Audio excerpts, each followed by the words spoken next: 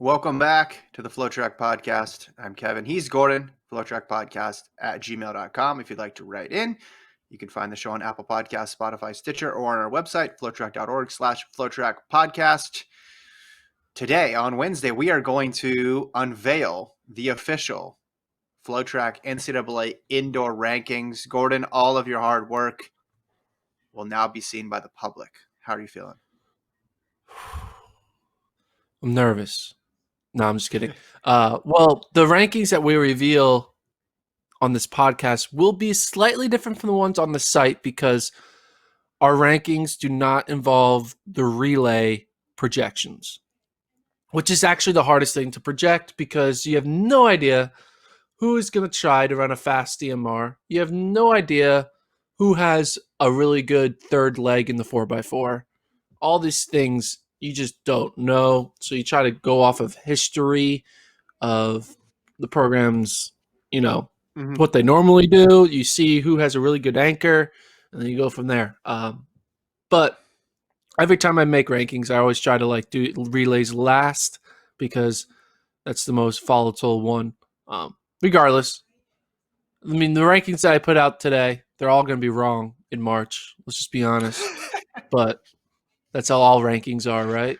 I mean, Duke basketball was like a top 5 team preseason, and now they're not even in the top 25, which is crazy, man. Duke basketball, they just lost to Pittsburgh. They're 5-4. Duke basketball, 5-4. And Mike Krzyzewski was right. Good this year either, right? Yeah, Kentucky. Yeah, Blue Bloods. North Carolina sucks. Mike Krzyzewski of Duke was like, we shouldn't even be playing a season. I think he wasn't talking about COVID. He was like, I don't think I ain't going to be here no more because he knew the team wasn't good. So he was like, let's get out of this before the season ends. What happened? Did they just have a lot of guys not pan out that they thought they could depend on? I guess. I mean, maybe it's harder to rally. You're a Duke basketball fan. Explain. Yeah, man, you're not supposed to make that public, man. Dude, you're supposed to keep that secret. People can't know that. That's my one shameful secret that I don't tell people. I don't tweet about it. I only tell 4 people in private text messages. I'm sorry. Because I just don't want people to know that it's out there now. Nobody's listening. Hey, blame my parents and my brother for telling me, hey, this team is fun. Like them. And then Carlos Boozer and Elton Brand were the cool things to like. So I was like, all right, sure. Anyway. I do where are we see getting how to? that happens. The rankings they're gonna be wild. Yeah. No, there's a couple events in here that are really unpredictable. And we'll zoom in on those when we get to it. But there's some interesting side stories going on here of programs that could completely dominate some events, some programs you would think would be really good in events who may not be there at all. So it'll be a fun deep dive. And then, of course, after you're going to be posting the rankings on the site, but we'll reveal them first here on the pod. Before we do that, though, a little bit of history yesterday, Gordon. Nick Willis ran 3:58.63 for the mile in Florida, which means he's broken 4 minutes in the mile 19 years in a row, dating back to 2003. I remember when we had him on the pod last year, he said that was one of the things he was targeting, was to break John Walker, his fellow New Zealander's record, who did it 18 years in a row, but Willis has now done it 19 years in a row with at least one sub 4. One thing I was like, ooh, he got that sub 4 in last year at the right time, right? Because, he did it, in January at an indoor meet. So I was like, how did he run sub 4 last year? There was no meets. And then I looked and it's like, oh, he was thinking ahead. Maybe he was like, I got to get in early or else my streak will come to an end. It's very impressive. It's a very Cal Ripken-esque type streak. Very consecutive starts, like Brett Favre-esque. It is. Would you say it's a top 10 achievement in the sport of distance running? Would say number one is breaking 2 hours in the marathon. say that's number Yeah, one. yeah, Right? yeah. It's not that, but just the longevity that it requires, and not getting injured for all those years, because sub 4 is a good time. It's not going to win you any medals, but it means that you've been a relevant mid distance runner for nearly 20 years now. It's hard to think a lot of people will do this or be able to extend it even more than this. I think he's hitting up against the limits of human performance. I went back and looked. Here's some other things, Gordon, that happened in 2003, just to give us some perspective. A guy by the name of LeBron James drafted in the NBA draft. Wow. Usain Bolt ran 20.13, broke the U20 world record in the 200. So Bolt's PR was north of 20 seconds during this time. The men's marathon world record was lowered in 2003. It was lowered to 2:04:55. That's how long ago it was. Allison Felix, well, when Nick Willis broke the 4-minute barrier in February of 2003, Allison Felix hadn't made a world team yet. She went on to make it in 2003 and pretty much make every single one since then. Number one song on the Billboard album charts. Do you know what it was? 2003. No. Oh, was it In Sync? No, that's too late. What was Too it? late. In the Club, 50 Cent. In the 50 Club, Cent 50 had his Cent. number one hit. Number one movie? You got a guess on number one movie? Lord of the Rings. Lord of the Rings. Return of the King was number one. Oh, that counts as I didn't know which one. The fact that I knew that Lord of the Rings. Hey, that's pretty impressive. Yeah. Yeah. Matrix was 2003. up there. Where was I? I was on the top list. I was in high school. I was probably You were only I was like a 25 years freshman. old. Yeah, I was like 25 years old. Man, Yeah. this is wild, man. Thinking about this, 19 straight years, and what? How do you do this? I'm just like stunned, right? Yeah. Well, and if you look at it from the perspective of this year, remember he was basically saying last year he was no longer he was going to become an amateur runner, right? He took the job with Tracksmith. But if you're running 3:58 in January, you can have a pretty good season, because I'm guessing he did not peak for this race indoors. So there's something still in the tank there for Nick Willis. I know this was a priority and he wanted to get this record, and he found the right spot to do it. But anytime you're running that quick that early, could be a good sign for what he can do this year. Well, now he definitely has to do one more, right? Because 19 straight 20? years, Yeah. you gotta go to 20, right? You gotta have and then once you get to 20, you're like, let's get to 25, right? Because then that's a quarter century. Like he still needs to do this 6 more years in my book. No, you got to at least get to 21. You want it to be able to drink alcohol legally. Ooh, That's what you yeah. want. So at least get it to 21. And then 25, you can run a car. Out. Exactly. You want to be able to take your streak out in an Avis rent-a-car and say, hey, and then you drive. And then then what does he need to become president? What, 35? 35. Yeah. So it's a little far away from that. His streak was able to vote in the 2020 election because it was 18 last year. So it was able to vote in 2020. But yeah, the next milestone, I think you got to get to 21. Congrats to Nick Willis. This is a cool record. And it fits his persona, and it is very indicative of his whole career, wouldn't you say? Like, it's appropriate that he has this record because he's a guy you think about always being in the mix. Yeah. One thing I was like, hey, one thing this streak doesn't have, it only spans across 3 administrations and not 4. So. Okay. That's a good one too. That's right. Because he did it January 19th instead of January 20th after 12 p.m. He should have waited 2 days. Should have waited 2 days, right? Because then he could be like, hey, 4 presidents. But no, it's only 3. So. Yeah, you can't win them all. Can't win them all. I'm just like, one thing about it is like it's a mile too, right?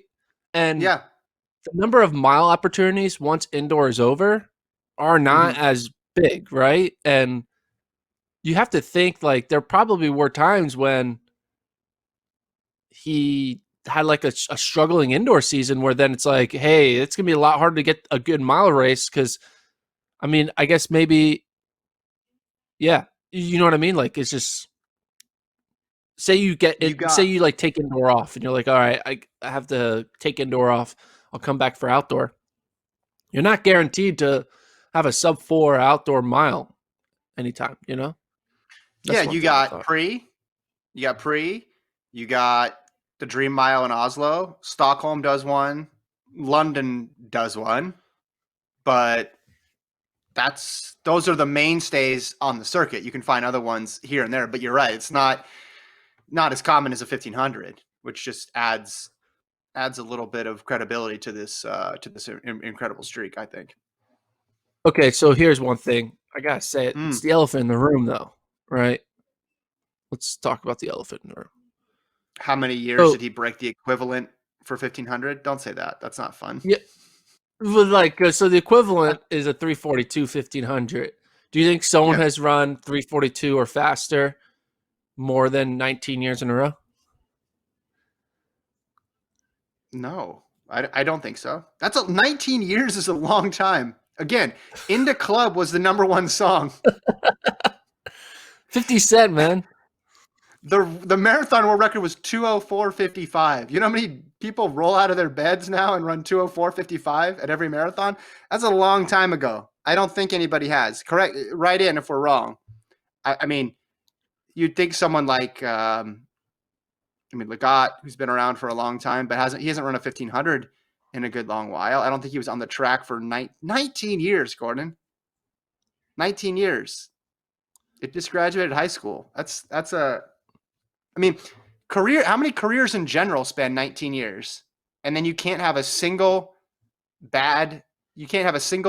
off season. Like you can't have a single time, like you said, when you are hurt or you miss a bunch of opportunities and don't get at least one. I think this is pretty rare. So he in the race, he got second in the race. So he did this race in Claremont, Florida, and he Mm-hmm. got second in it. Mm-hmm. He lost to Mason Furlick. And Mason Mm-hmm. Furlick would have been 10 years old when Yeah. Nick Willis started the streak. So when he started a streak, there was a 10-year-old out there that's like going to be the one that Your beats him 19 competition. years later. Yeah. I remember Mike Rogers' sub 10 100 streak. Now, sub 10 and the 100, obviously better equivalent performance than sub 4 in the mile. But if you count the wind aided times, which whatever, you go back to 09 with him. And then that streak finally got where he was 10:00 or faster. And then 2020 was the first time he didn't get it. So 09, he was 994.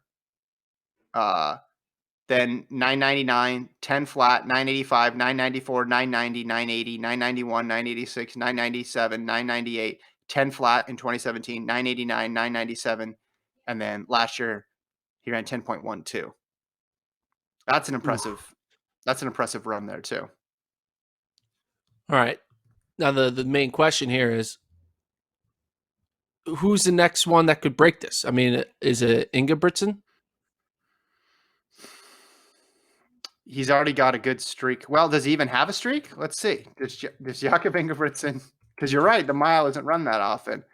Let's see, mile progression here.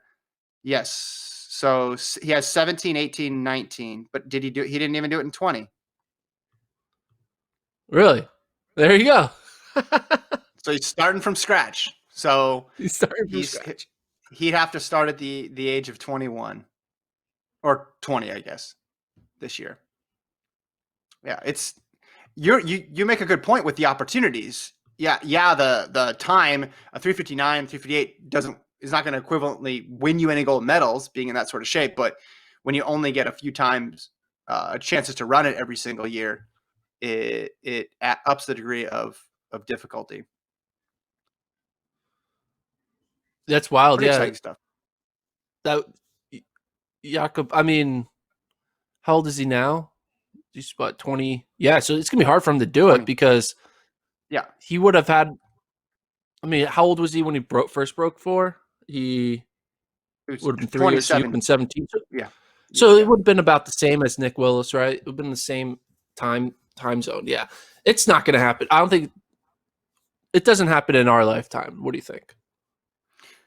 Centro had one going back to 2010, but then didn't get one in 2020. A lot of people had streaks.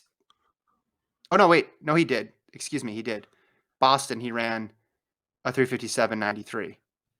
So Centro could, let's see, how many years in a row does Centro have? Yeah, so 2010 to 2020. So 1, 2, 3, 4, 6. Oh, no, wait. No, there's a 2011 that he missed there. I'd have to go back and match up the indoors and the outdoors. But okay, so say Centro did, let's just say, for example, Centro did get one in. He has a streak dating back to 2010. I mean, you talk about him going all the way to 2039. Or sorry, 2029. Excuse me. Like Centro, I don't Yeah, think he he's would going have to be doing it at age 40. Yeah. Yeah, exactly. Which I don't think is gonna happen. Yeah, so 2011 he never broke it. So you'd have to go to 2012 to get the reset there. You're right. So he'd have to be well into his 40s. Most people would have to be well into their 40s to get this. And You know what probably is the next thing? It's not even about the streak. Can he become the oldest person to break 4 in the mile? oh, So Eamon Coughlin of Ireland broke 4 in the mile at age 41. So that might be his next, like, that's the record. I'm assuming that's the record. We would have. So Nick Willis is what, 37? Oh, so he's yeah. So he could get to maybe, dude. Let's get to that 25 century mark and then cap it off with being the oldest to ever break 4 in the mile. We'll walk out, a walking stick or a gurney, whatever, for him. We'll have like IV for him at the end. We'll be playing, black and white TV shows, cartoons. Yeah. No, we'll playing in the club on a record. In the club. Yes. Ooh. Maybe we get 50 Cent to be there. And he would do it. Have he would probably do J.K. Rowling to be like, hey. Not J.K. Rowling. That's Peter Jackson. Yeah. Peter Jackson. He could direct it. That'd be awesome. All right. He's from New Zealand, so hey, it would work. Oh, hey, yeah. I didn't even put that 2 and 2 together. Hiking the trail to Mordor. Okay. Let's get to rankings. I don't want to run out of time because people probably want to hear your rankings. Men or women? Where do you want to start? Start with men. Let's start with the men. Okay. Do you want to count down 10 to 1? Do you want to go 1 to 10? Do you want to talk about events first? Let's just talk about events. We'll pick a few events. So you start. I send them to you. What were a couple events that you thought were kind of interesting? Ooh, okay. I thought the 3K and the 5K are interesting because you have the cross country dynamic. You also have the DMR dynamic, which you said you're not factoring in there, but you have NAU obviously garnering a lot of points there between Grijalva, Abdihamid Nur, Nico Young, Ryan Raff, and Blaze Farrow. You're counting on a lot of them to score. You don't have much Arkansas in there, which was interesting to me. Yeah, that looking back on it, Amon Kemboy is probably one person who will eventually sneak into the top 8 for the 5K or the 3K. He just ran a fast 1K, ran like a 2:23. So Kemboy, for those who don't know, ran at Campbell. He's like a 13:30 guy, and redshirted last year with Arkansas. He's gonna be their top dog. This is one of these things. So when I did these rankings, man, like I didn't want to really involve 2019. Like I was kind of like, as tempting as it is to involve 2019, you got to kind of let it go because it's 2021 and you have no idea the fitness of someone who's at their peak in 2019 is going to be there in 2021 unless they're Nick Willis, right? So Mm-hmm. I just felt like I had to only go for 2020. So my what's the word for basically I know that these rankings are going to change dramatically when people who haven't been around for a few years come up out of the woodwork, like an Amon Mm-hmm. Camboy or a fast sprinter like Kashawn James of Florida State ran a Mm-hmm. fast 60 after not running a fast 60 for 2+ years. So it's going to change, but I think the framework is pretty much solid. Yeah, Arkansas not being in the 5K, 3K, I think they probably will. But hey, Mm-hmm. preseason, not yet. Yeah. We'll throw them in there once they throw down a fast mark later on this year. The big guns from LSU jumped out at me because I remember them being big point scorers in that 2020 meet that didn't happen. So in the hurdles, Eric Edwards and Damian Thomas, Terrence Laird in the 200. And then, of course, you got Juvan Harrison trying to get that high jump, long jump double. So those events all kind of pop to me as, okay, well, a lot of time has passed, but it's the same people that are involved or that should be involved in those ones. Trey Cunningham Yeah, of Florida State. yeah. A lot of people who only have a lot of sprinters and field event people. They're all returning, right? If they had Mm-hmm, mm-hmm. eligibility, they came back a lot. Whereas on the distance side, the Joe Kleckers, the Wayne Kalates, Alicia Monsons, they all left to go pro. But on the Yeah. sprint side, not many left. So therefore, it's a lot of repeat of last year, provided they had indoor eligibility. Yeah. So ranking those events was a little easier because it's kind of like, hey, we're kind of in the same world as we were last year. I do want for our viewers, they're not really seeing the list while listening. Let's list off of like one or two events, the order, and then let's just debate that order. So let's pick one distance Okay. event and one sprint event. So let's do Okay. the 5K. Let's do the 5K. Okay. Let's do the 5K for the men. Go ahead. Okay, so I have Luis Grijalvo first, Wesley Kiptoo of Iowa State second, then Connor Mance of BYU.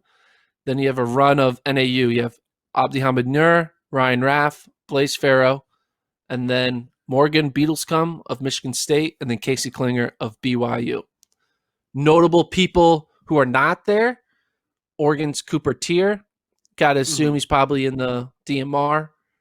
Alex Masai of Hofstra. He ran 13:28 last year. You kind of think it's more of a flash in the pan. Cole Hawker of Oregon just ran 13:32 at that track meet outdoors. Got to assume Hawker is going to be focusing on the mile and DMR stuff. And then Angie Jordan, who's a sub 1340 guy of Washington. Jordan, I just felt like 13:39. That's kind of on the bubble of being top 8. So I'd put him on the outside looking in. Yeah, those are all the names that you'd think would factor in. You have people who have run really fast recently, and Grijalva, Kiptoo, Mance, and then mixed in with some of those other names that you mentioned who have been good over the course of their careers, or even people like Kemboy. So I don't have too many quibbles with this. I mean, maybe that NAU pack might be a little too high. Instead of 4, 5, 6, I could see them maybe 7, 8, 9, something like that. But I mean, based on what Grijalva has done, it's hard to make an argument that he's not the favorite. And then Kiptoo, in the limited races that we've seen him, has been about as good as you could expect. So the second spot, you wouldn't want to put him any lower. And then Mance just ran a really good time at altitude in the 3,000. So I think it's a 3-person race between those 3. So people could argue about the order of those top 3, but I think you have the top 3 in that right tier. Yeah, and again, speaking of tier, Cooper Tier would be up there too, but you got to just assume that Cooper is going to do an anchor of the DMR and then go on and do the 3K the following day. So, yeah. And then, like you said, I know we talked about a few minutes ago, but Amoy Kemboy is probably going to be in this top 8. He ran 13:30. albeit in 2019. You have to, I think it was 2018 December is when he ran it. So it's been a while, but he has the ability. So he should also most likely crack this top 8, maybe break up that NAU pack in the 4, 5, 6 range. So we'll see. All right, for the sprint event, do you want to do the 200 or the 400? What's more exciting? Let's just do them both real quick. 200. Terrence Laird, Courtney Lindsay, Micaiah Harris, Langston Jackson, Matt Bowling, Demetrius Jackson, Cameron Miller, and Devontae Burnett of USC. So it's a lot of names that people probably don't know yet outside of Bowling, right? Because Bowling had his incredible high school career. That's the thing about these sprinters. A lot of these sprinters, the only people who really know about them are the people who are like following NCAA college running really closely, because none of these guys have like dominant NCAA type performances to their name, right? Terrence Laird, I mean, he has yet to even run in an NCAA championship. Courtney Lindsay, he's a JUCO transfer for Texas Tech. Micaiah Harris has been running well for Texas in the 200, but has yet to be able to put it all together at a championship race. He was kind of in the shadows of who was the Texas Tech guy? Divine Odeduru. Divine Odeduru. So it's going to be a moment for one of these guys to kind of have a big breakout indoor season, then go on to do well outdoors, and then be one of the favorites to be top 3 at the Olympic trials, probably in the 200, because the 100 pretty much seems locked up. So yeah, makes sense. Yeah. Bowling there in the 5th position. He's run 20.66 indoors. A lot of these guys, no one has really done anything too crazy. I still think Laird and Lindsay are going to be the top 2. Lindsay just ran a 20.45. So that's something to watch. Texas Tech, man, they just find ways to get these random recruits, to get random transfers, and then just reload. It's wild. Texas A&M, 400. Texas A&M's Bryce Dedman is number 1. Randolph Ross, North Carolina A&T, Wayne Lawrence Jr. of Iowa, Jamal Walton, Florida State, Ja'Cory Patterson, Virginia Tech, Jonathan Jones of Texas, Elijah Godwin of Georgia, and Tyler Johnson of Ohio State. It's top 8. Yeah, the big name that's not in there is Trevor Stewart, who's really good at running the 400 outdoors, but for some reason isn't able to get his big, broad shoulder body around a 200-meter track. He needs a wider curve. I think so. But Bryce Dedman, I think he's like a 6th-year senior now, and that's what's crazy. Like, he's back just for this one moment. Texas A&M. It's kind of wild. Bryce Dedman, when he went to A&M, he was just another one of those quarter milers who was going to be on the 4x4. Maybe freshman year, he's on the B 4x4. Sophomore year, he's on the A 4x4, but except for nationals. And then junior year and senior year, he's now like on the A 4x4. But he's never been like that, Fred Curley type guy, or Donovan Brazier or Devin Dixon, where he's like the star, like 400-meter anchor. And now this is his moment, and he's not just going to be the best guy at Texas A&M. He's in the running to win, which is kind of cool. It shows. Anyway, sorry. I want to look at because I want to have enough time to do the women's side of things too. So here's what you have for the team rankings. Should I do all 10? Yeah. So these team rankings do not include the DMR and 4x4 points. Okay. Keep that in mind. Alabama 10. You have Alabama with 21, Tennessee 22, Texas Tech 23, USC 24, Oregon 25, Georgia 31, Texas 32, Florida State, you're projecting to finish 3rd with 33 points, NAU 2nd with 38 points, and then LSU number 1 with 40 points. So really, really tight race here, but you have LSU slightly ahead, not including the relays. Yes. And if you look at the potential relay teams, LSU is probably going to have a half decent 4x4. NAU could have a half decent DMR. Florida State and Texas could put together a 4x4, but it won't be anything too crazy. Oregon's going to have a good DMR. USC will have a good 4x4. Texas Tech will have a good 4x4. Alabama will have a good 4x4. So there might be a little bit of shuffling, but I still think that if things play out, it's going to be hard for a team. I think only Oregon could really jump up into the top 4 because say they win the DMR, they go from 25 points to 35, which would put them third. So Oregon can make the big jump from their relay points to go from 6th to 3rd. But other than that, these are the teams. The one team that's not in here, there's 2 teams not in here, but the one big team not in here, which I'm going to get a lot of shit for, is Florida. I only have them getting 17 points. And one thing interesting about Florida is it's definitely a rebuild year. They have a lot of guys who only have outdoor eligibility. And so Florida's going to be good outdoors because they return a lot of people with just outdoor. But, like, the guy who I have winning, what's his name, in the 60, Raymond Igfewo. Here's the thing. I'm not sure if he's eligible to run indoors. On Florida's website, he's considered not eligible.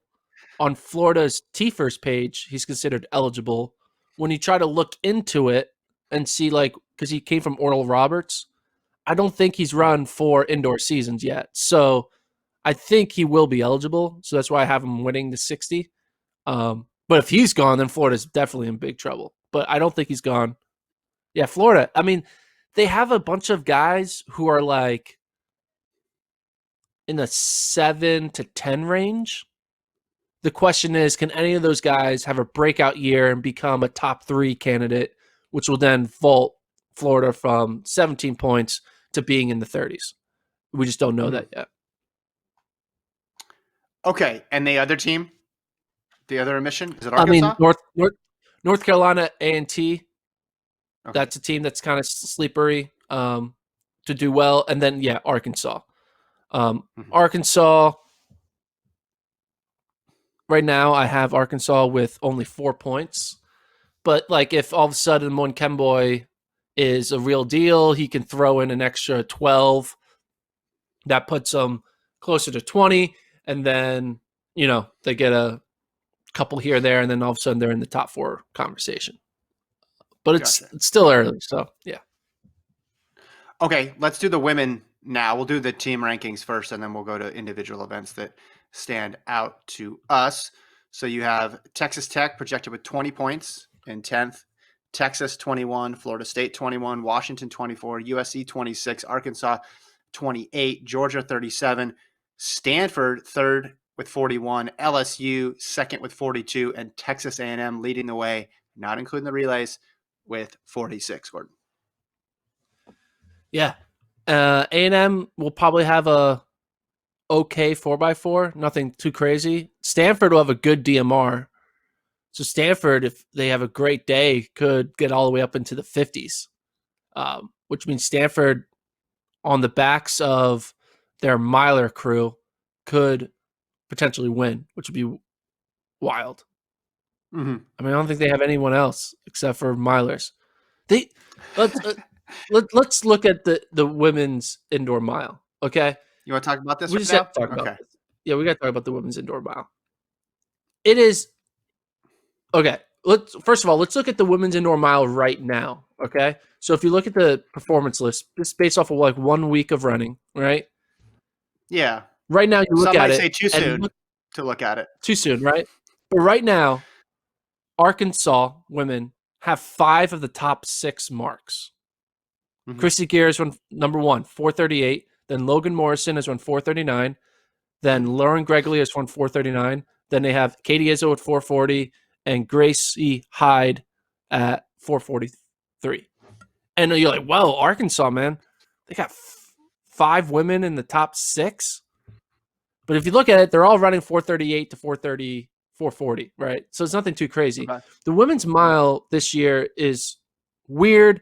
All the best milers only have outdoor eligibility except for a few. And when you look at it, Stanford, if they wanted to, they could pack the, some say pack the court. They could pack the race, and they got Julia Haymack, who's a 4:33 miler. They got Ella Donahue, 4:33 miler. They have Jessica Lawson, 4:35 miler. They have Christina Aragon,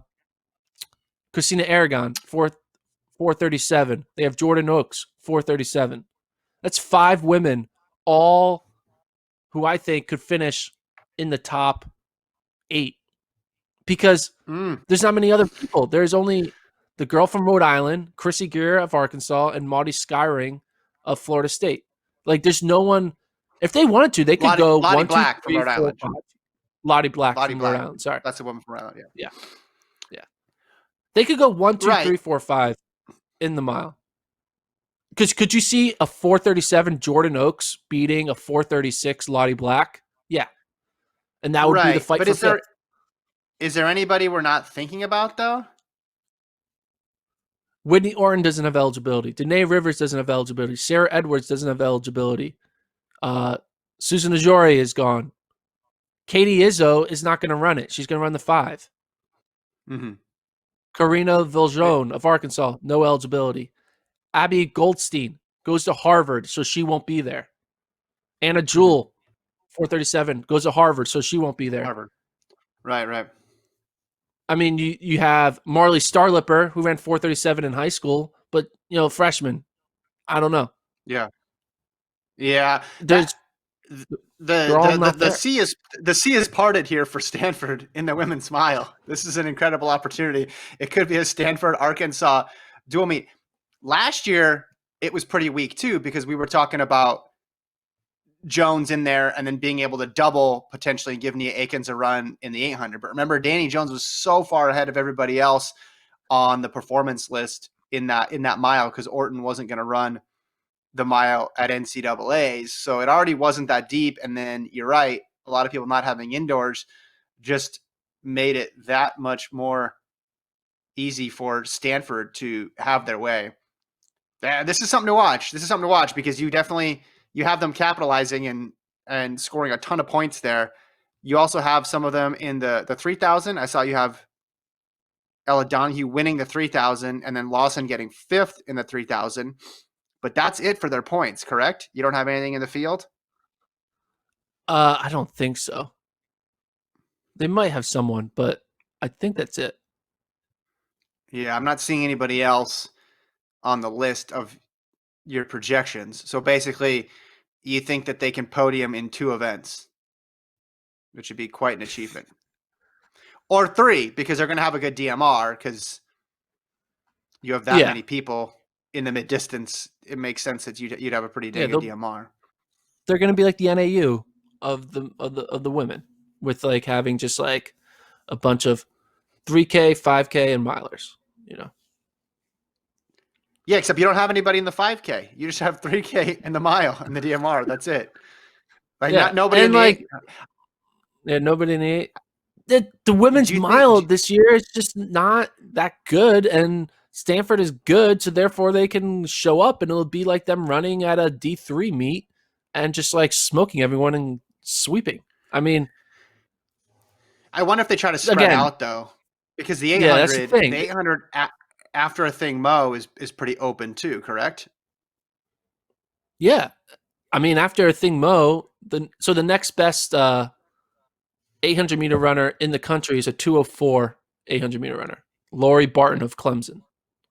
Yeah. Like it goes 2:01 a thing mo, and then like 6 2:04 girls or women. Yeah. Sorry. Well, and it's gonna obviously get a lot faster, but maybe they do some of that.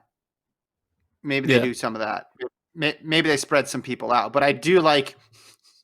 I wonder if Stanford has poured over these numbers and they're like, wait a minute, maybe we just pound the mile. Maybe we just flood the mile and then see what happens. I mean, it'd be kind of cool, no? Get some good. I don't. Yeah, what's the most? We need to reach out to our friends at the Coaches Association. What's the most points scored by one team in one event at the NCAA championships? Well, I know Oregon men did pretty good in the mile, or they did in the 3K. Didn't Oregon men go 1, 2, 3 in the 3K one time, and then like 1, 2, 3, 8 or something like that. I definitely remember some 1, 2, 3s off the top of my head, But then having 5 scorers in an event, that's rare. That's rare if it happened before. But so you have Texas A&M as a number 1 team. Can you kind of run through where those points are coming from? Sure. I was just thinking, wouldn't it be funny for those watching the video? You Kevin, you appreciate this. If they did go 1, 2, 3, 4, 5, the first thing is you gotta get that Greg Popovich meme of him counting to 5 on his fingers. At the championships. Yeah. 1, 2, 3, 4, 5. Yeah. That's what we need to say. Anyway, what are we checking out? Texas A&M. You have them as the number 1. Yeah, you have Texas A&M as the number 1 women's team. Can you give me a breakdown of where you think their points are going to come from? Yeah, so obviously a thing, Mo. She's the best 800-meter runner right now, and then they have I forget how to say her. What's her name again? Sorry, Tyra Giddens. So Tyra Giddens, she is a really good heptathlete. So she'll be there involved in the high jump, in the long jump, and the pentathlon. So I think she's going to be one of those women tripling. It's going to be easier to triple now because the pentathlon is all the first day. So she can get it out of the way and then focus on her high jump and long jump later on. They also have this other long jumper, Deborah Aqua. So basically the combination of, and they have a good, triple jumper, I think, as well. No, who's Deborah Aqua's in the triple jump too. Yeah, triple jump. But there's one other woman they have that is good. Can't find it. It's like cinema. No, maybe she's graduate. But anyway, basically they're going to get all their points from Mo in the 8, and then they have these 2 really good jumpers, one who happens to be a heptathlete, and they can kind of finish in the top 3 in all their events, which then adds up to over 40 points. Okay. It's just that's one thing I hate though. That's one thing I hate about this meet is that you can win it with like less than 5 people, right? And it's just like, how's that a track team that five people are winning a national team title? It just doesn't make any sense. You're going to get in trouble. You're going to get in trouble. And Lincoln said the same thing at a press conference, and he got yelled at. Careful. You're going to get in trouble. Well, whatever. Lincoln's not here anymore. So, but like... No, I agree with him. We agree with him. I hate it too, because what they do is they always at least have a relay, right? And when you have a relay, you're able to disguise the fact that you really only have like 4 people, right? So you have the relay who brings 2 alternates, and then all of a sudden you see like 12 people on the podium. You're like, yeah, okay, it's a full team. You're like, yeah, well, half of them didn't even run, and 75% of them didn't even score, and it was really only their top 3 people who actually had anything to do with the team score. It just, whereas like in a conference championship meet, it's a team effort because they're scoring over 100 points or 80, 90 points, and it's actually like your random like shot put thrower who's a 5th-year senior just had an incredible day and scored 1 point for you actually mattered, and it's not just a bunch of Grant Holloways. So it's a problem with this. This meet would be a lot more entertaining, in my opinion. I mean, people don't want to say this, but it would be a lot. I mean, Power 5 people would love it, but it would be a lot more entertaining if they just picked 10 teams and they all got to enter 3 people per event or whatever, or 2 people per event, or they have a roster limit of 35 athletes, and then you can put them wherever you want. And it would be more exciting. The scores would be higher. Every event would matter. And, all right, we can revamp the meet later. We've already revamped the meet a couple times on the show. Let's stick with the meet as it actually is. Okay, sorry. Who's some teams that are outside the 5 that could move up? Because I think you could see a scenario where USC does that. You have them at 6 with 26 points, but you have Tanisha Terry 3rd in the 60. She obviously could outperform that. You don't have them getting any points in the 200. I think they could get somebody there. You have Mecca McGlasson 4th in the hurdles. You have Bailey Lear winning the quarter, and Kaylin Roberts finishing 4th. Obviously, they're going to have a good 4x4, so that's going to help their team chances as well. Are there other sleepers out there? Yeah, USC is going to be good. Texas women, I have them at 21 points. I think they're going to have a good 4x4. Uh, they're going to move up. I think also Washington is a kind of a sleeper, but we'll wait and see because they have some sneakily some good distance runners. They all ran unattached at the track meet. Like Haley Herberg ran well. Mm-hmm. Um, so Washington sneakily, but it's going to be USC and Texas who will find their ways to move up the ladder once they start getting into gear of running more. And again, they are going to have good 4x4, so that's going to help them as well. And it looks like LSU has a pretty balanced, a lot of events here represented. You have them finishing second, but you have second in the pole vault, seventh in the high jump, first in the high jump. You have them. They have an 800-meter runner, 400-meter runner, 200, 60 hurdles. Like they have a lot of different options here to score points. Yeah, so LSU is the one who has the most bullets. A&M has like three cannonballs, right? Stanford just has a machine gun in one event and it's just gonna let the run What? pull the whole clip out. What's here. the phrase? Yeah, a lot of metaphors. Georgia is just gonna be like doing their own thing by doing all the jumping and like the heptathloning, but yeah, I think right now A&M, LSU, and Stanford are the ones who are in the driver's seat, with Arkansas, USC, and Texas being like, just wait. They have like that just wait mantra. We're going to come and get you. So that's what I think. Okay. Anything else that you want to bring up with the first edition of the rankings? Again, they don't include the relays. So don't tweet Gordon and say, what about the relays? Yeah, I'm probably going to add the relays when we put it on the site. So then we have something. Well, it's going to be like, I don't know what teams are going to do, right? I mean, we know what 80% of the fields are going to do. They're going to try to make the meet, but we don't know the distance stuff, and that can change things drastically. I mean, we have two teams, NAU and Stanford, both in their podium position because of distance, and that can be flipped on its end. Well, I think Stanford's going to go all in on indoors. I think that's pretty clear based on Why? This. They're going to. Why? Because they could win it. I think that's why. And they're stronger in the middle distance. I think they're really strong in the middle distances. I mean, I think they're going to run a DMR. I think they're going to get a fast DMR team. They're probably going to have the number one DMR in the country, and then they're going to load up on points in the mile, the 3K, the DMR, and they're going to try to win the whole thing. I think they'll win. They're going to win. When I say all in was the wrong phrase, because I think they're going to run cross country still too, but I think they're going to try to do well at both. I don't think they're going to hold anybody back. I think Arkansas, because they're hosting it and because of the philosophy of the program for the women, I think they're going to put their best people, focus first on indoors primarily. The Arkansas men, that's a surprise to me because you talked about them having a hard choice, but if they're not even in the podium picture, then okay, you could see them holding people back and trying to make a run for cross country instead.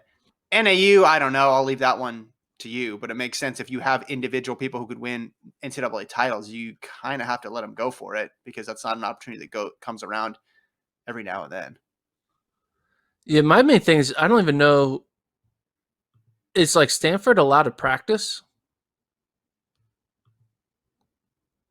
Yeah, they could practice. Their football team wasn't a thing. Playing. Didn't they have to like leave the city in order to practice because of COVID restrictions, or is that lifted from December? Well, their football team was playing. I think they're able to run. I mean, they haven't competed yet though, correct? I mean, Oregon just released their whole schedule, indoors and cross country schedule, and they have every other week where it's like indoor 1 week, cross country, and then there's one weekend where it overlaps. But Oregon's fine to go. I think Stanford's fine to go. I mean, Stanford's entered in meets that we know about, correct? Both indoor meets and cross country meets. So I think they're going to be a full go. Yeah. Who has a better chance to win both? NAU men or Stanford women? Both cross country and indoors.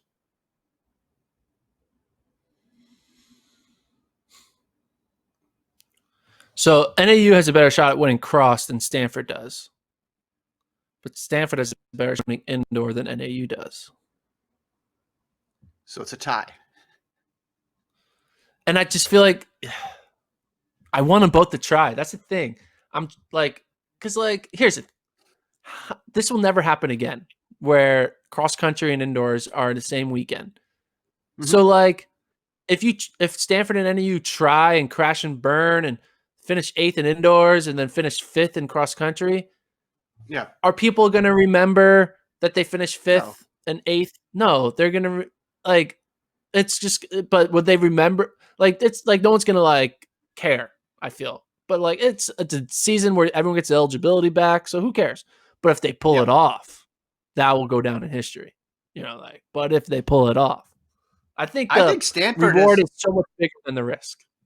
Yeah, no, I agree with you on that. I think Stanford has a good shot in cross country, though, with all these experienced pieces. We talked when we thought the season was going to happen in the fall. It was New Mexico. Well, obviously they're not in it anymore with Kaladi gone. And we talked about NC State, but NC State's relying on a lot of freshmen. So with a core of Donahue and Lawson up front with good pieces like the Haymack and Oaks who have a ton of experience, I think they're going to be good. I think they're going to be really good. I think they could definitely take cross country.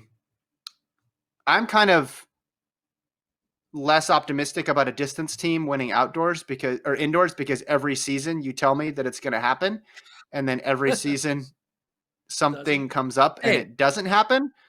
It's your dream. Podium. They get podium. Hey, Wisconsin finished on the podium. That was something. That's great. But I know, and congrats to them. But when you're talking about it only takes 30 whatever points to podium, it's not as big of a deal as you make it out to be.